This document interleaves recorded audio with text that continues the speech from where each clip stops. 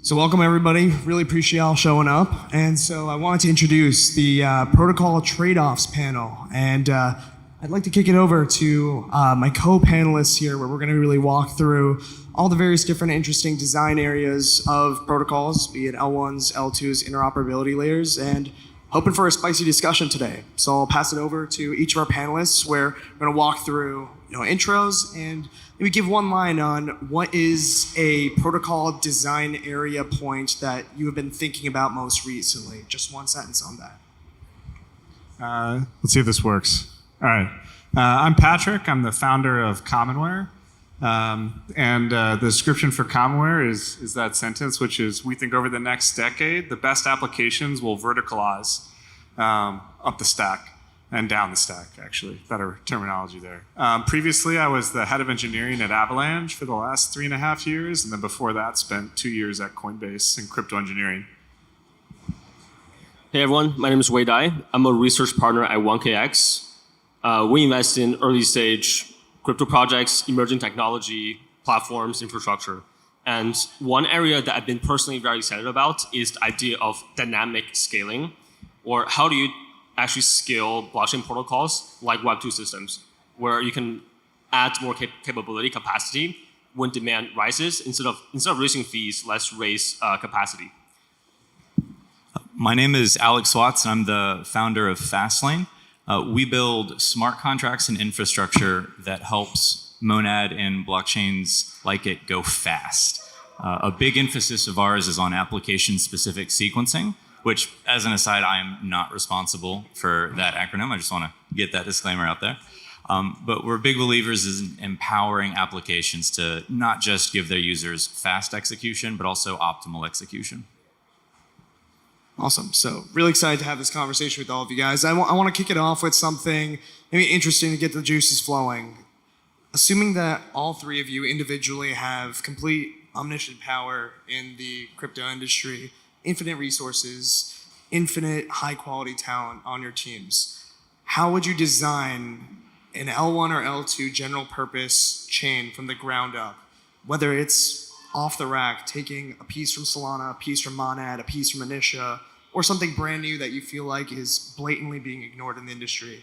I'll pass it over to you, Alex, first. Curious on your thoughts. I see your Monad hat, so I'm interested, and then we can go from there. This is going to sound like a cheesy answer, but honestly, it would look a lot like Monad, but with multiple concurrent proposers added onto it. Like when Fastlane was looking for a place to call our home, we looked at a lot of different blockchains and we investigated the technology. Solana's cool, but Solana doesn't allow for on-chain error handling, which has some negative effects for composability. Meanwhile, Hyperliquid has tiny little baby blocks, 2 million gas size, that's not serious. And so like for us, we were looking at where else could we build? And Monad was really the only chain that jumped out to us. But Monad does have a major weakness, which is that it only has a single proposer. There is still this concept of the proposer monopoly. And so from my point of view, yeah, Monad, but with multiple concurrent proposers. Nice, I like that. Wei, do you have any thoughts? Yeah, I think there's, I guess what I call like generation 2 blockchains, and it's clear that there's all these techniques to get to faster and faster L1 chains, and including for things like, I think Patrick will talk about like optimistic responsiveness, which means that you can actually produce blocks at the rate of your network delay instead of setting a set block time, and getting bigger and bigger blocks, and using things like MCP. But what I'm personally interested in, if I had that capability, is to build the 3rd generation blockchain, the next generation. And I think there are certain things that's not really possible today. And if you think from perspective of protocol participants, so let's take validators for example, right? There's validators that have a lot of stake, but they run the same hardware as anyone else. There's companies with a lot of resources that can have a lot more contribution to the network. I'm talking about, what if we let validators run a data center? In a sense, ZK rollups offer you a little bit of that right now, where you can have a very powerful prover so that you can have a lot of line nodes. But what I want, like in the 3rd generation blockchain, is the ability to embrace node asymmetry, where you have certain validators that are contributing their data centers, and you have home stakers that's contributing to, for example, censorship resistance by making sure that there's a way for all transactions to get through.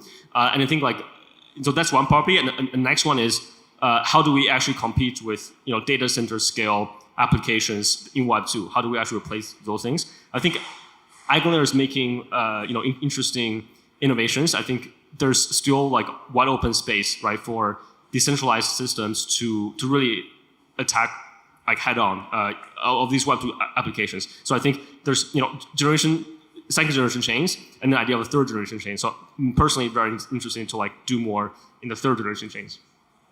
I like that a lot.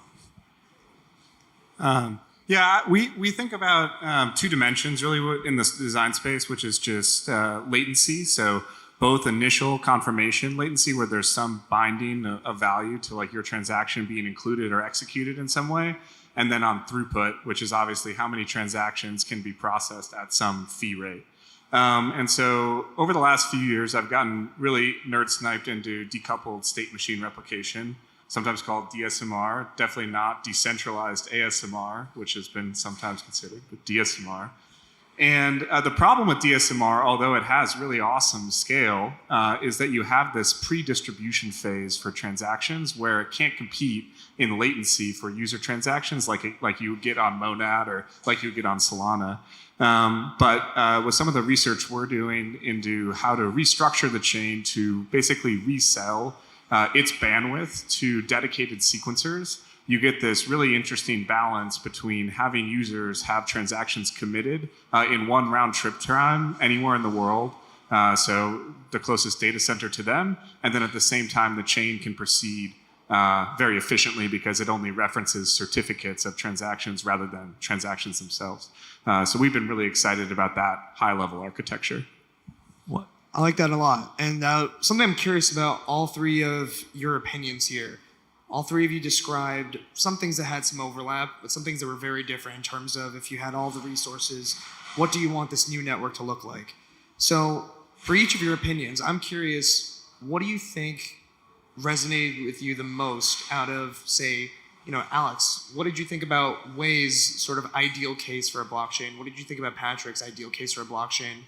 Is there something that you feel like, yeah, I think he's right? And are there some things like, you know what, I think Patrick's wrong? So, I think in general, both of the designs that they talked about were, very focused on having the highest throughput and the fastest blockchain and getting data from the validators back out to the users. And I do think that that is extremely important. But what I would push back on is that I don't think it's the most important thing.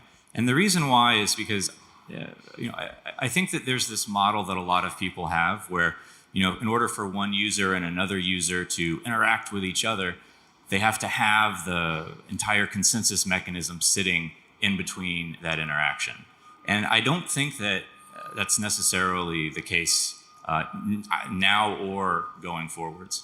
I think what a more realistic user-driven, user UX-focused approach is to try to take as much of the trade logic or swap logic or execution logic and decouple it from execution. And I don't just mean things like asynchronous execution and decoupling execution from consensus, but I mean things like having market makers have escrowed inventory so that as soon as a market maker signs a message, the user knows that eventually it will settle. Whether it takes 1 second or 5 seconds or 12 seconds. And so I think in that world, you can bring the market makers, have them globally distributed, you could bring them to the user, and then you don't really need to worry too much about if your block time is 120 milliseconds or 130 milliseconds. All that really matters is the time distance between the users and the market makers. And so I think that realistically, that's the world that I think a lot of end game designs should be going towards. That doesn't mean that having fast block times isn't extremely important, because it is. Settling faster is inherently going to increase your capital efficiency when you're dealing with any sort of managed inventory system like what I'm describing. But I don't think it's like the most important thing. We think about this as like user-centric finality kind of is the measurement that we think actually moves the needle. And without users, you compete on block times and finality latency, obviously. But what really matters is like if you're a user, how fast does it feel? Yes. That's it. And I think a lot of the secondary things like block time definitely matter for like financial efficiency, rebalancing. I think a lot of the things that matter in a MEV situation, for example. But we think that that is non-negotiable in this next era of chains to be focused more on what sort of mechanisms they can introduce to drive down what users consider to be the time of finality rather than just what is on paper seemingly the time of finality. Yeah, I actually agree with both the points that was made. If you think from user's perspective and try to connect it back to the infrastructure, there's always the question of what is the application in the middle doing? And oftentimes, it's hard to reason what the infrastructure should do, right? Like, should we have lower block times? Yes, probably, but there's other components that really matter. So to really optimize this problem for end users and other stakeholders like validators, we really need to think about application design as a part of the infrastructure, right? So I think this is something that people are realizing now, right? With, for example, application-specific sequencers on blockchains, the design that really matter. And, can you also design an L1 that's right just for perpdex? And I think really it's about optimizing that entire problem, not just infrastructure that's generalized, and then outsourcing the application building problem. And if we just see that as like one challenge, then it actually really opens up the design space to further optimize for end users. One of the sort of spicy takes that myself and most of Fastlane, although this is debated internally too, but one of our spiciest opinions is that if we had to choose between let's say a 1 second block time with 100 million gas or a 500 millisecond block time with, let's say, 40 million gas, we would pick the longer block time. And the reason why is because with these larger blocks, we have more room for compute. And the more room we have for compute on-chain, the more stuff we can trust to be handled asynchronously in a way that the user doesn't need to wait for confirmation. And so all of that extra logic that we can just handle at that time improves the user experience. I mean, even like on your most basic level, how do gasless transactions work? Well, it uses more compute. You have to move the funds from the paymaster back to the bundler. And a lot of this uses more gas. Like using account abstraction on Hyperliquid would be pretty painful because it would use up so much of the block space there. And so there's just a lot of like nuance where, these two things are typically in contention with each other. But I think that you can use compute to improve the UX in a way that is more effective than increasing or rather decreasing your finality time. I think not to agree on everything because I think that's no fun, right? I'm not sure I think the jury's still out on how much execution should happen prior to inclusion. So the idea of like matching versus not versus letting the chain actually drive the result of execution. Because I think, I think Miston, for example, has made like a valiant effort with all the fast-paced stuff. And I don't know if that happened at Diem or not, but at least Miston with Sui has like it deployed. And I think today, even though they have been like a huge advocate of using it, I think it's still under 20% the last time I checked of like total network transactions compared to like things that actually are ordered on the chain itself. And you may have more insight as to why that is, given your background, but I think there's a tale cautionary tale around relying too much on off-chain matching and execution. So I think there's some nuance to that take, yeah. Yeah, and I think it's application dependence, right? For payments, clearly this doesn't matter, and you can use something like FastPay where the sequencing just basically doesn't matter. And for a DEX, I think it also depends on the design, right? What type of DEX is it? Is it order book? Is it AMM? If it's AMM, what type of function is it? And there's probably other applications where sequencing maybe it's like matters, but not so much as much as a financial market. Maybe some type of like auction where your inclusion guarantee up to a certain point really matters, but beyond that it doesn't. So I think so maybe this speaks to we need a design that can allow different applications to customize what is their off-chain component and what is their on-chain component. So I think, right, this comes back to my point. I think the infrastructure should be kind of flexible in accommodating the application. And there's going to be off-chain components required for certain applications. But yeah, if we're stuck with the current design of like, hey, all one give us like 12-second block times, then the best we could do, right, is this. But if we open it up, a lot more possibilities.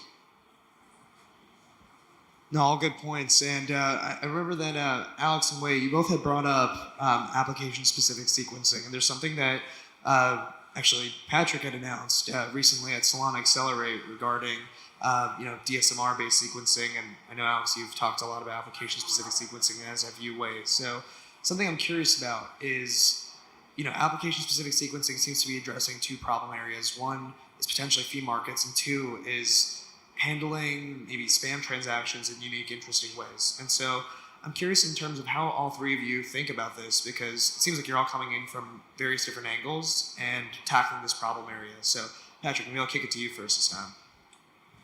Yeah, I mean, not to overplay it, but like I think the big like design trade-off of our time is like, can general execution offer enough customization for most applications, or can it not? And I think a lot of decisions will fall from that.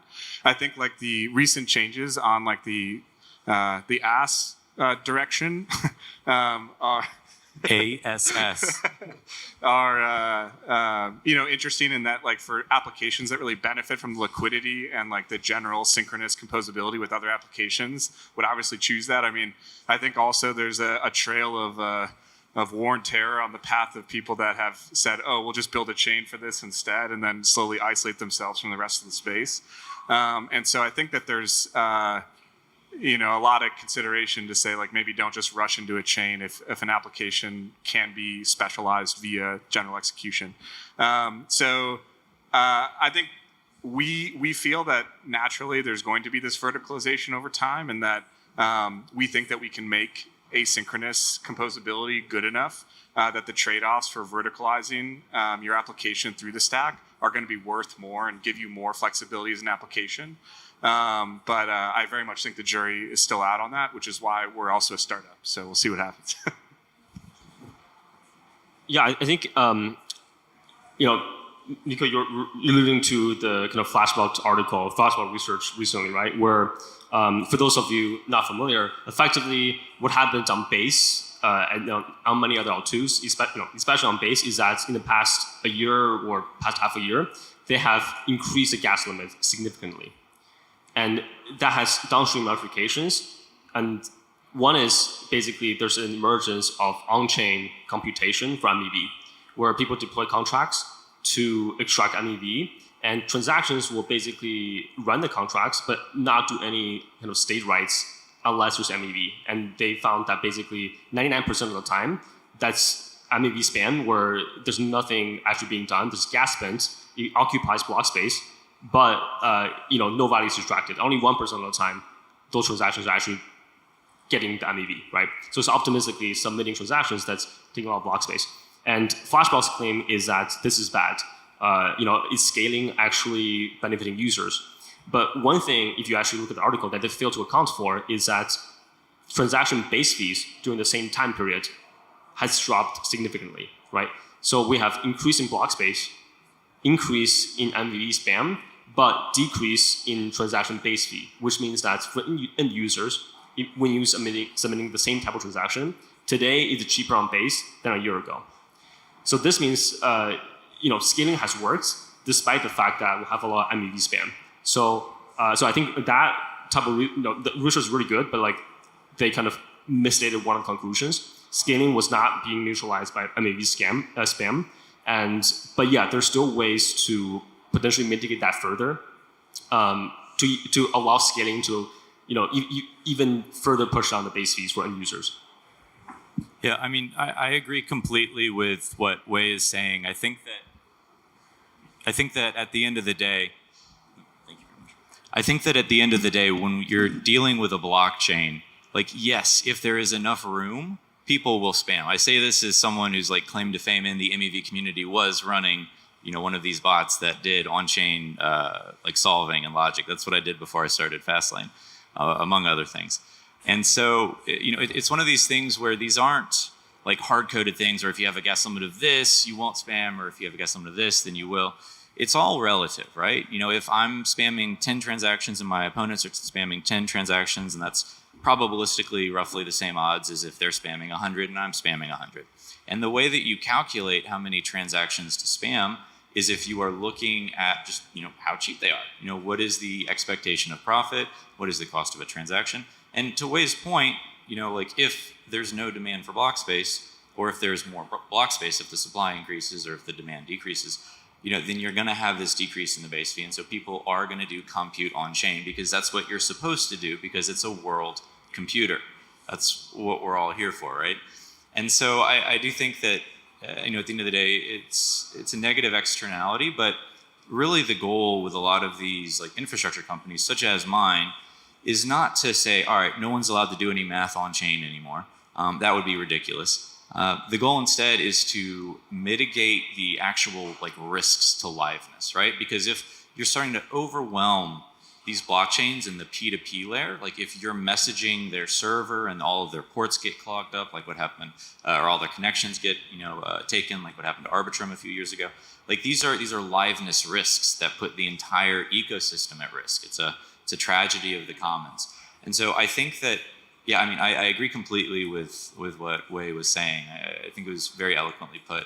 And I think we do have to be careful also about trying to like do any sort of moral policing of, who's allowed to use the chain and who isn't. And, I personally believe that these on-chain I'm obviously biased, but I think these on-chain, solver bots are like a net good as long as there's no liveness risk in the like infrastructure part of the stack. And the reason why is because the alternative to having people compute things on chain is to have them compute things off chain, like what Patrick was saying.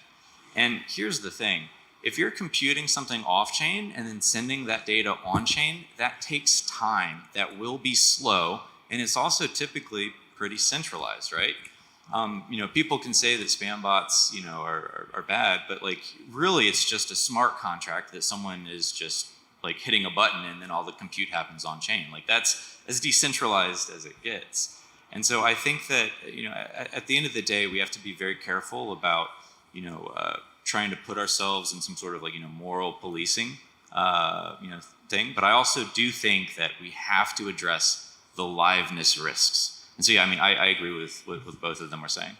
I think there's, I'm actually pro spam. I think there was this debate a few years ago on Twitter with the CTO of Algorand, I think was calling out Mert for like basically saying it's okay that there's failed transactions on chain. And the Algorand guy was like, well, we don't have any failed transactions. It's so much better. I think it's much better to have failed transactions on chain because it's very important for DOS resilience that the network can charge for work that it's done. And as soon as you drop all this extra shit that it's doing, it's just give me enough computers and I'll bring this whole thing down. And so as long as the cost of inclusion for like the execution and the storage is fairly priced, it's much safer actually to have failed transactions on chain than not. And I think with articles like this, with the MEV stuff, it glosses over a lot of that nuance and is like, well, look at all this junk on chain. Like this can't be good for anything. It's like, well, welcome to adversarial networks. Everything's upside down. So I think that like with Solana, to your point, one of the things that was so troubling about the network is that there were so many transactions hitting the different nodes. So the way Solana works is that there's stake-weighted QoS. Your transactions, if you're trying to get from your computer to the next validator or the next leader, they kind of go through this tree where you're sending it first to whoever has the most stake, and then you keep going from there. And the problem is that a lot of these nodes were getting overwhelmed, not because they couldn't fit these transactions in blocks, but because their ports were just so full, and they were literally shedding transactions. Now, some of these were great, some of them weren't, but this was all happening so fast that none of these nodes could even like simulate the transaction to see which ones are valuable and which ones aren't. They were just getting dropped at the network level, which is horrible because then you've got users that are like, what's going on? Where's my transaction? Do I send another one and accidentally buy the same thing twice? Like it's a terrible UX.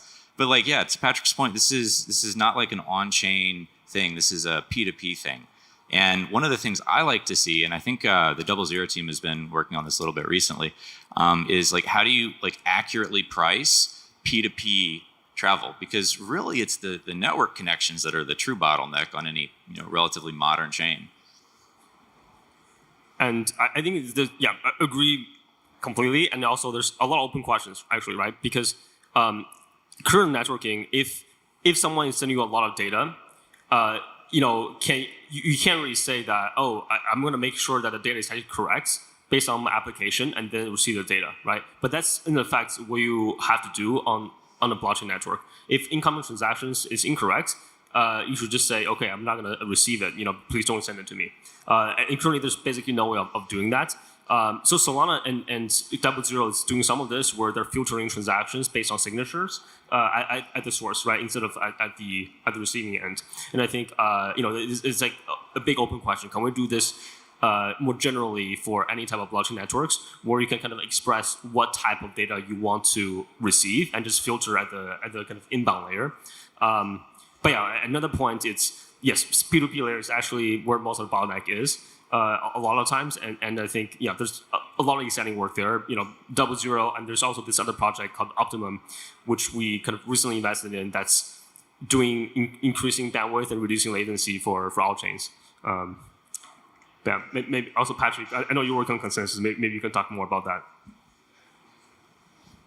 So I like all the points that was brought up here. Something that I am a little curious about, and I just wanted to dive a little bit into, is a lot of you have mentioned some comments in terms of how Solana is structured. I know, Alex, in the past, you've also mentioned how, due to Solana's sort of, how they handle state and that there's state rent, that also limits in terms of, I guess, how much you can actually keep on chain. So there's this added latency of pulling information off chain. I believe, I don't want to put words in any protocol's mouths, but there's a certain derivatives DEX or perps DEX that does this in particular and has a lot of off-chain components that does introduce some levels of latency due to that problem. And so something I wanted to switch paces to is, what is a current standard that might be a key sort of structure in protocols today that you feel should either be abandoned or greatly changed? Something that's like a glaring issue that you see in Solana today, and Ethereum, and the Cosmos ecosystem, and Avalanche, any blockchain, and that you're kind of curious, why is this still here, and why has it not changed yet? Or perhaps it has, but not changed enough. I think what will change in the next few years is we'll drop the expectation that any state that has ever lived on a chain must be persisted forever. And instead, with a lot of the new data structures that are coming out, particularly things like Merkle Mountain Ranges, which we've spent a lot of time working with, there'll be an efficient path to actually drop inactive state from basically people's disks, and then allow anyone with like a proof to bring it back very efficiently. The big trick with the Merkle Mountain Range is that every historical route has been included in the current route. And so you can always, without even storing the stuff that you're proving, reference it and bring it back on chain for some reasonable price. We have this like synchronized compaction thing where you can basically trivially add this capability. But I think it's just because we haven't seen enough scale that we've needed or like been forced to drop things that are no longer active. But I think even Anatoly lately has tweeted about how big some of the Solana store is getting. And the problem there is that if you want to make sure your chain is DOS resistant, which probably means you want execution per unit of feed to take the same amount of time, you need to have uniform access to all the state that's considered active. And as soon as you get into this world where you can't fit it in RAM anymore, you can no longer have uniform access to that state. So, the fix is obviously bigger and bigger nodes, but I think that some applications and chains will pick a different trade-off. So I think that's going to be something that happens in the next few years. I think ETH has already considered something too. I'm sure I understand the question. The question was basically, what are blockchains using today that doesn't make any sense, right? It was at the... Yeah, correct. Like anything that's maybe considered a norm or a standard that... Yeah. So like, if you look at the P2P layer, there's this thing called gossip sub that pretty much all blockchains besides the most well-founded ones use. So Solana has something different called Turbine, and right, it's more sophisticated. What gossip sub does is it kind of ignores underlying network topology and just say, okay, everyone is a peer of each other, and let's all gossip about, blocks that need to be propagated to everyone, right? So instead of doing this one sender sending to everyone at the same time. It does this gossip topology that's determined not even based on network underlying physical network topology. And so, so like one project we invested in, Optimum, is building Optimum P2P that significantly improves that layer. How do you ultimately get blocks from one leader to everyone else and then get attestations back? And so I think that's the P2P layer is traditionally one thing that has been overlooked when optimizing blockchains, and is increasingly the bottleneck that people realize that need to improve on as they increase the number of nodes.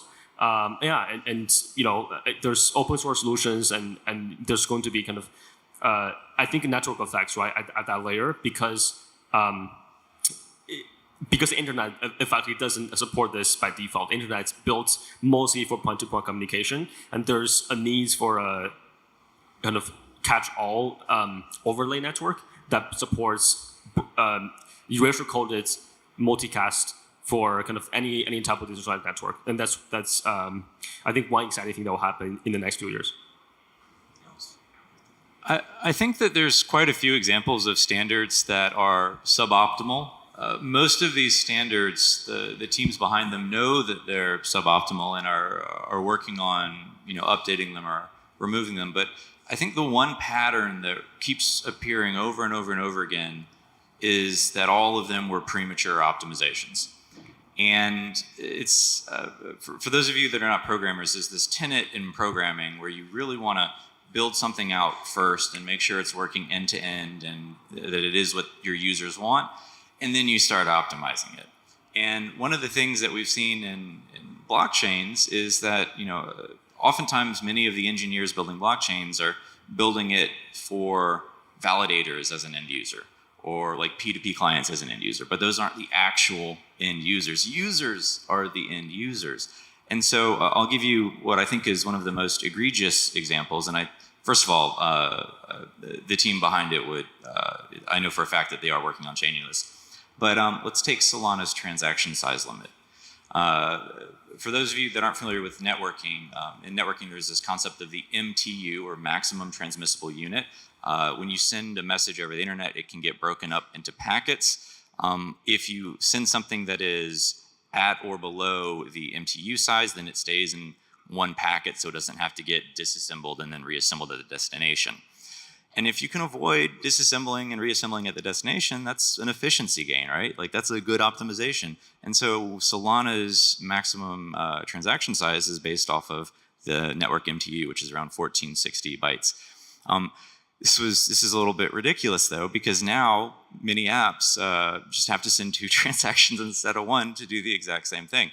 And so it's an example of like taking an engineering optimization and not really tracing it all the way through to like how will this actually impact and interact with users. And every blockchain, including Monad, including Ethereum, like every blockchain is guilty of this. Doubly bad because they also have to specify the state they're going to touch. It's not just a traditional like ETH style transaction. So interesting to see how that one evolves. Yeah, and just to like add to this point, I think crypto organizations, crypto protocols have a lot to learn from Web2, from the actual web protocol. There's this thing called like prioritization of stakeholders in like the W3C, which is an organization that made up the like World Wide Web standards and so on. And if you look at the layer of the stack, like there's end users and developers, and protocol developers and spec developers, right? Like there's clearly like kind of like a layered set of stakeholders where one is serving the next, right? Like if you're a protocol developer, you're serving the app developers, who's then serving the end users, right? And for crypto protocols, a lot of times we're prioritizing our immediate user, right? But really, we should be doing is prioritizing the end user at the very top, and then the app developer, and then the protocol developers, and then the spike writers. And W3C got this right. I think it's but in crypto is that we still don't have this wide consensus that hey what matters is the people that's eventually going to be using the app, right? The fees should be constant. There should be no congestion. It should be very very seamless UX, very low latency. And I think we're starting to realize now as an industry. No, that makes a lot of sense. And something that this is also kind of making me think about, Wei, you in particular had brought this up on Twitter a couple of times, is looking to the future to see like what these are the current problems that blockchains and distributed systems are being faced with today. What are the problems that are going to be faced 5 years from now, 6 years from now? In the last 5 minutes that we have, I want to do a quick lightning round. Each of you, what do you think is going to be the main problem? Let's go like 5 years from now. And Wei, I'll throw it to you since one of your tweets inspired me for this. Yes. So very good question. I think the big open question, once we add privacy to a base layer, I think is a question: is a blockchain a mechanism to derive social consensus, or is a blockchain a neutral base layer where we should obey by the code as law, right? I think this is going to be this is a key conflict. It cannot be both, I think, and it is clear that certain chains have made certain choices. For example, for Ethereum, we had the DAO hack that was effectively fixed, right, with the irregular state updates in Ethereum, and I think the problem will get exacerbated once we add privacy, because then currently we can still trace transactions on these transparent chains, so it's not as much of a problem when a hack happens. But imagine if the bad bit had happened on a private layer one, and there's no way of actually tracing where the hacker is actually spending the hacked funds. I think there's going to be a lot of questions of how we're going to prevent that from happening. Like, should we or should we not? So neutral base layer versus social consensus is the question. I think finally over the next few years, we're going to see a case where decentralization does really matter. And I think there's going to be this open question of what is necessary decentralization, which we've already kind of started to go with. But a lot of the optimization techniques a lot of chains are starting to pursue involves this two-type node system where you have one that can do a lot more work than the others. Either like storing all the state, like near, you have separation between proposers and validators. A lot of the L2s obviously are much heavier than like the verifiers are expected to be, especially if you throw in ZK proofs there. And so I think there's this question that we'll have to reckon with, which is what is the power dynamic between participants in these protocols, and how should we be thinking about that? And I guarantee nothing's going to happen until something blows up in our face, where it really matters to have a more equal weight of power between participants. And it'll be interesting to see how we navigate what that trade-off space is, because I certainly have no idea what the right balance is. I think that one of the biggest risks that we're already seeing now, and I think that it's only going to get amplified over the next 5 years, but it's vendor capture, vendor lock-in. We're seeing it extensively in the wallet space. There's dozens of standards, each saying, hey, I should be the official standard for keeping track of which user owns which wallet. And of course, whoever controls that controls the wallets. And we're also seeing with the wallets, we're seeing different battles over not approving each other's implementations for 7702, which is a standard for how a regular wallet can become a smart wallet, which has drastic implications for UX. And so Fastlane is an MEV infrastructure company and liquid staking provider. And we do interact with smart wallets. We do interact with 7702 wallets. And we're sitting here looking at these different implementations and realizing that we're going to have to be compatible with all of them. And none of these teams like each other. They're all trying as hard as they can to keep their users locked into their silos. And it's only going to get worse, because right now it's only the wallets and the L2s that are aggressively trying to assert, lock-in and capture. Once the L1s start doing it, it's going to be very painful, because that's if an L1 wants to, for instance, slow down a bridge to a certain chain, or if they want to, not emit certain data for any sort of, codependent transaction or like multi-chain transaction, then they do have that power.